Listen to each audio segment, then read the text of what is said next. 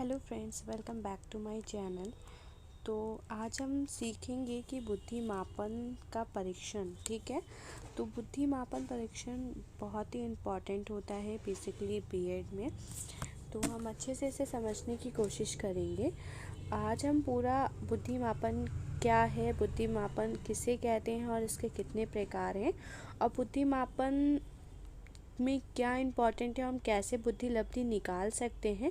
बुद्धि लब्धि निकालने का फॉर्मूला ऑलरेडी हम वीडियो पर डिस्कस कर चुके हैं, तो आप वहां से जाकर बुद्धि परीक्षण को कैसे निकाल सकते हैं हम किसी भी बालक की बुद्धि लब्धि, तो आप वहां से जाकर उसे सीख सकते हैं। मैं उसका डिस्क्रिप्शन में लिंक दे दूँगी, जिससे कि आपको आसानी होगी कि आप उस वीडियो को देख सकें। तो हम आज स्टार्ट करते हैं बुद्धि मापन यानी बुद्धि परीक्षण। ओके, अब इसमें पहला आता है कि बुद्धि परीक्षण किसे कहा जाता है। ओके, तो हम देखेंगे कि मानसिक आयु बुद्धि को क्या प्रभावित करती है। मानसिक आयु प्रभावित करती है, क्योंकि बुद्धि किससे होती है, मानसिक आयु यानी आपके मस्तिष्क से रिलेटेड होती है। तो किसी भी बालक की अथवा व्यक्ति की मानसिक आयु से तात्पर्य उसके बौद्धिक विकास की सीमा से होता है। यदि कोई बालक उतनी ही मानसिक क्रियाएं सही ढंग से करता है तो उसकी वास्तविक आयु, ठीक है, वास्तविक आयु के लिए आप इसका इस्तेमाल कर सकते हैं। ओके, तो मैं इसलिए आपको डीपली बताने की कोशिश कर रही हूँ कि अगर आप मानसिक आयु और वास्तविक आयु को समझ जाते हैं तो बुद्धि लब्धि का फॉर्मूला आसानी से आपको समझ में आ जाएगा। ओके, तो हम एक बार इसे रीड कर लेते हैं। रीड करने से आपके माइंड में ये बैठ जाएगा कि मानसिक आयु क्या है।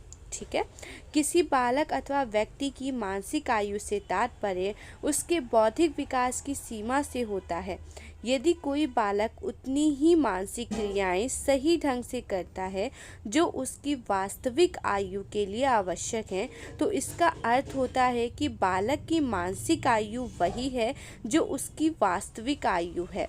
और यदि वह अपनी वास्तविक आयु के लिए निश्चित क्रियाओं के साथ साथ अपने से अधिक आयु के बालकों के निश्चित क्रियाओं को भी कर सकता है, तो उसकी मानसिक आयु और उसकी वास्तविक आयु से अधिक है। इसके विपरीत यदि वह अपनी आयु के निश्चित क्रियाएं को सही ढंग से नहीं कर पाता, तो उसकी मानसिक आयु वास्तविक आयु से कम है। निष्कर्ष ये निकलता है कि आप अगर छोटे बच्चे से कहते हैं कि आप A for apple B for ball हम तब सीखते हैं जब हम नर्सरी में जाते हैं। उससे पहले आपका आता है प्ले ग्रुप। अगर प्ले ग्रुप का बच्चा ABCD बोल लेता है तो इसका मतलब उसका IQ लेवल प्राइमरी लेवल से ज़्यादा है। ठीक है, तो अब एग्जाम्पल सेकेंड, अगर हम किसी बच्चे से कहते हैं वो बच्चा KG या फर्स्ट या नर्सरी का है, ठीक है, अब हम उससे कहते हैं कि आप हमें 8 से Z तक या 1 से 100 तक टेबल्स गिनती बताइए। तो वो बच्चा अगर नहीं बता पाता है, उसी की जगह उसके साथ का बच्चा उस चीज़ को बता देता है, तो हम कह सकते हैं कि वो बच्चा नर्सरी में है, जबकि उसी के साथ में जो बच्चा है उसका IQ लेवल उससे बेस्ट है। तो इसका मतलब वो पिछड़ गया है, वो किसी न किसी तरीके से कॉन्सेंट्रेट नहीं कर पा रहा है पढ़ाई में, जिसके वजह से उसको वो बातें नहीं याद हो पा रही हैं। ठीक है, तो उसमें हम क्या करेंगे कि वो वास्तविक आयु उसकी कम होगी और उसकी मानसिक आयु भी कम है। वास्तविक आयु भी कम है, मानसिक आयु भी कम है, तो वो हो जाएगा आपका मंद बुद्धि का बालक। ओके, जहाँ पर आपकी वास्तविक आयु ज़्यादा होती है, मानसिक आयु अधिक होती है, वो होता है प्रखर बुद्धि का बालक। ठीक है, अब आगे बढ़ते हैं। अब उदाहरण के लिए मैंने एग्जाम्पल भी आपको दिखाया है कि मैं वही बता रही थी कि मैंने बहुत अच्छी सी PDF तैयार की है, जिससे कि आपको आसानी से ये बातें समझ में आ सके।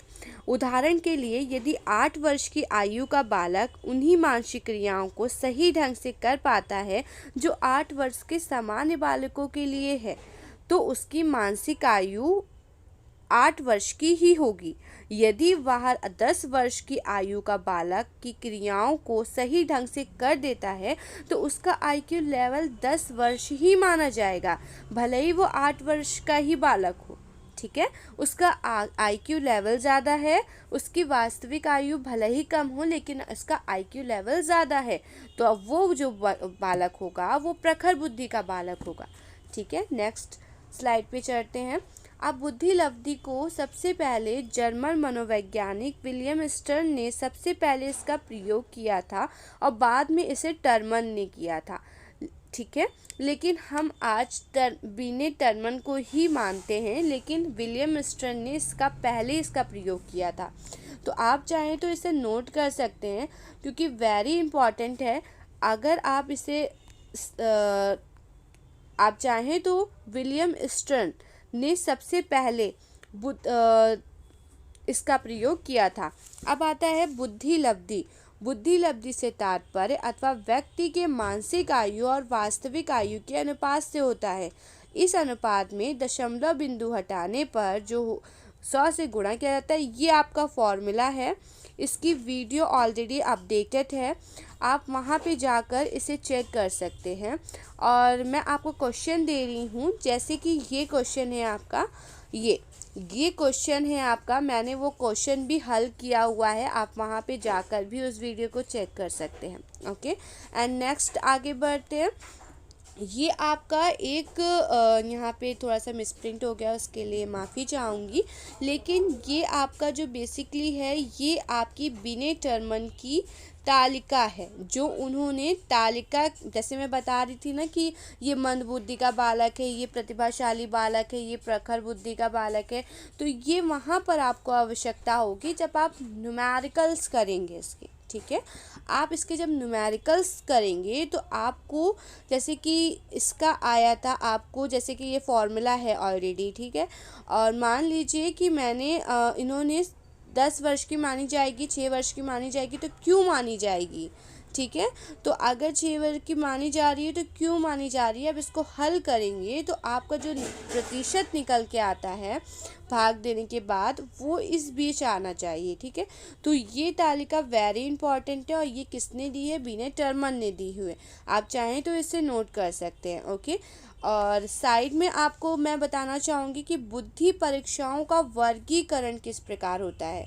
तो ये मेन है कि प्राशंसिक दृष्टिकोण से वर्गीकरण हो, व्यक्तिगत परीक्षाएं होती हैं, सामूहिक परीक्षाएं होती हैं। व्यक्तिगत परीक्षाएं एज अ इंटरव्यू, आप किसी व्यक्ति को स्पेशली बुलाते हैं, उससे क्वेश्चंस करते हैं, इंटरनल होता है, इंटरनल असेसमेंट भी आप कह सकते हैं। सामूहिक परीक्षाएं जो सिविल सर्विसेज से रिलेटेड होती हैं, गवर्नमेंट जॉब्स होती हैं, तो वो होती हैं सामूहिक परीक्षाएं। अब इनका भी परीक्षाओं का भी आधार है, एक तो भाषागत होती है जो कि ओरली पूछी जाती है, एक आपका, अब इससे भाषागत वाइवा। ठीक है, एंड शाब्दिक जो भी आप लिखते हैं, लिखित परीक्षाएं जो भी होती हैं वो होती हैं। ठीक है, अशाब्दिक एंड रहित परीक्षाएं भी इसे कहा जाता है।